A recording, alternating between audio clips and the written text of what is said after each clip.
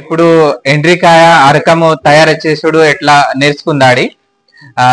ఎండ్రికాయల proteins, phosphorus ఇంకా calcium ఎక్కువ ప్రమాణంలో ఉంటాయి. అట్లాగే ఎండ్రికాయల బురుషినాశక్ యాంటీ బ్యాక్టీరియల్ గుణధర్మం ఉంటది. అందుకోసమే ఇది అంటే మన బురుషినాశక్ కోసం మస్తు పని చేస్తుంది.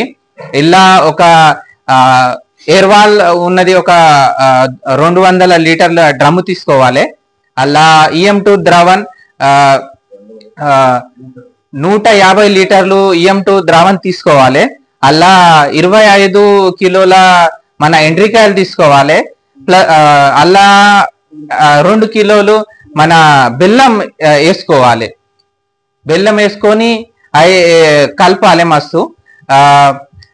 15 నుంచి 20 రోజులల్లా ఇది ద్రావణం తయారు అవుతుంది. మరి తర్వాత మన ఒక ఎకరానికి 1 లీటర్కి మన 5 నుంచి 10 ml ద్రావణం కలుపుకొని వేసుకోవాలి. ఈ ద్రావణం, ఈ కేకడ అరక అనేది బురుషినాశక ఔషధి కోసం పనిచేస్తుంది.